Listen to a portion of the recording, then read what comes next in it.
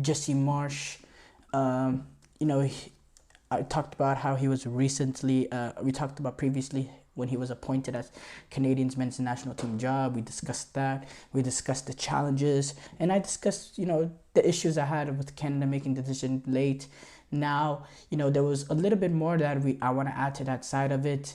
In Canada, we're in a very, their Canadian soccer organization were in a very tough position. They filed for bankruptcy, and there's a lack of funds and their ability to go out and get a coach and to be able to afford it. So they actually had to get help from the MLS teams in Canada, the Montreal Impacts, the Vancouver Whitecaps, all that. And to make this possible, in fact, the Canadian men's national team coach is actually, his title is the something MLS national team, the Canadian MLS national team coach, something ridiculous like that.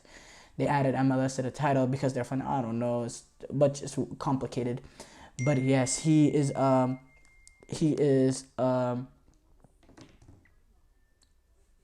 be the coming in. He's gonna take over. And he actually had made some statements regarding this, this difficult situation Canada finds himself in, with him not having that much to prepare for the Copa America and these friendlies that they have against Netherlands and France. He said himself, if I have a preseason with a club team, we would schedule a first or two against an opponent where it was a little bit easier, where we could have success, conceded Marsch. And that was after he announced his, 26 roster for for June, and basically the Copa America squad. And then he said, "What a massive challenge! Even when looking at the difficult challenges in my career, trying to get this little 10 days right will be difficult. I want to give them enough information for them to understand how we're going to move forward, but I don't want to overwhelm them when they step on the pitch. They've got a million things in their mind." Marsch really emphasizes his desire for wanting to set up a team identity, and his first, squad of people had a very similar squad to the last time Canada, played with their interim coach. Was 20 of the 26 names the same. Alphonso Davies, Jonathan David, Tajon Buchanan, they're going to all be back. And it's been a tough start not tough start, but it's been a very complicated start for Jesse Marsch in, essentially a week after getting the job, having to come out with his first squad, a big squad, and the fact that it's for Copa America. He said, this is a quote from him, "It's been a lot of work and a lot of discussions, but all really good and helpful for me to have a good assessment as to where we are and where we need to go. What will be really important here is to develop an identity within the team and engage multiple people that we feel like can ultimately be a benefit to what we'll try to achieve with the national team now, in a month from now, 6 months from now, and certainly 2 years from now." And talking about that 2 years from now, Canada will be one of the co-hosts for the World Cup. They'll get to play all their group stage games at the World Cup. They'll automatically qualify for that World Cup. And we talk about this being a huge opportunity for the U.S. to grow football, soccer into their nation. This is equally just as big of an opportunity for Canada to grow soccer in a growing culture for Canada as well. Now, this is difficult. Very, very difficult for Canada. Very, very difficult for Jesse Marsch to come in and implement a system. Because keep in mind, he speaks about, the fact that they're playing Netherlands and France in their first two games, and they're doing this in Europe. And he said that's a difficult start for them. But to be honest, these are friendlies. These are friendlies to prepare for the Copa America. So for me, I don't know. I've had a little bit of a lack of respect for friendlies in my entire life of watching international football. I'm not saying I don't care about friendlies, and I especially think these friendlies coming up before international tournaments, the ones right before, they're very, very important to create some sort of cohesion and just to go in on a little bit of a positive note if you could get a good result here and there. But you know, I do realize, at the end of the day, in my head, it's still a friendly to me. Like, I was watching a friendly game. Um, I think it was before Euro 2021. I think France were going against Wales, and this Welsh player, after, I think it was after 18 minutes, 19 minutes, somewhere in that margin, early in the game, he ends up getting a red card.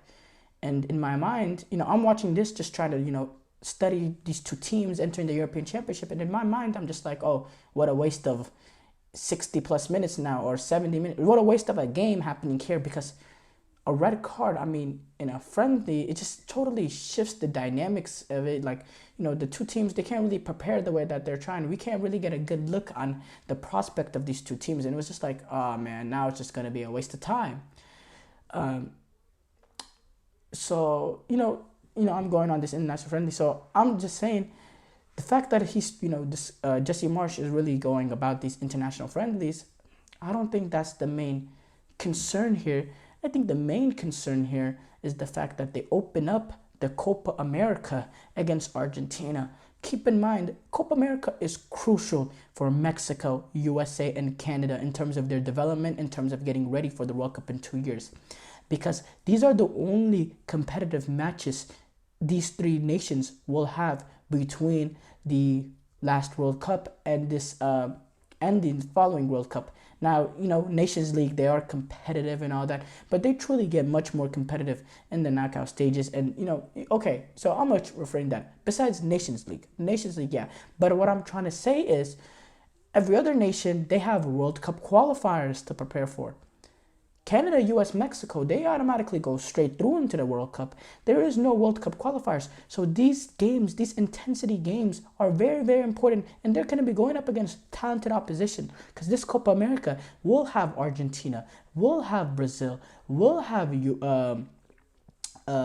Chile, Colombia, Ecuador, Uruguay. This Copa America will have quality teams that will give these CONCACAF nations a run for their money.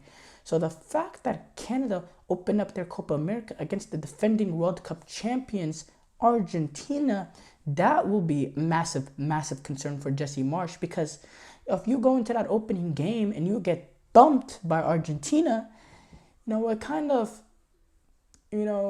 sets the tone for how the rest of your the rest of your Copa America might go. In these tournaments, especially in the stage of vulnerability, the Canada, or not just their national team, but the Canada Soccer Federation are in a period, in the period of being vulnerability, you want to get off to a good start to relieve the player, to relieve the stress of the players, to relieve the tension, start creating confidence, to get confidence into the groove, into the team. But not having the time to prepare and implement your tactics just make it that much harder for the Canada national team to do that. So for me, I think Jesse Marsch is really, really up against it at this Copa America. Now they open up their Copa America against Argentina, then they take on Peru and Chile. Now if we go to World Cup qualifiers in Tumblr, as I pull up the standings,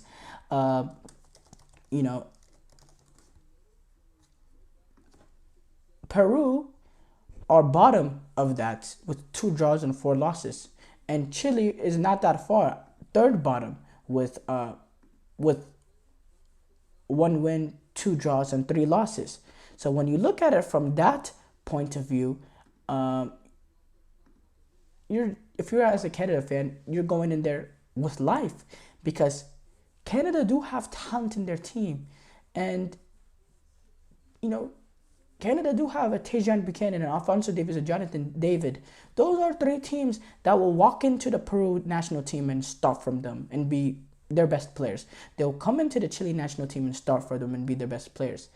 And so the talent is there for Canada. The profile of players is there. But is the team there, the footballing there?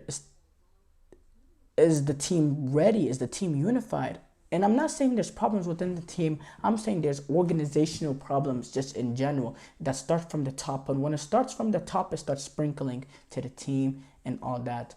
So very, very interested to see how this Copa America goes. Now, I think it's very, very, very pivotal that they don't get dumped in that opening game by Argentina. Now, you can lose to the defending champions. If you lose to the defending champions, it's not the end of the world. If you lose 4-0, if you get dumped in the opening game and you hardly get a kick, then you're probably in big, big trouble entering that Peru and Chile game.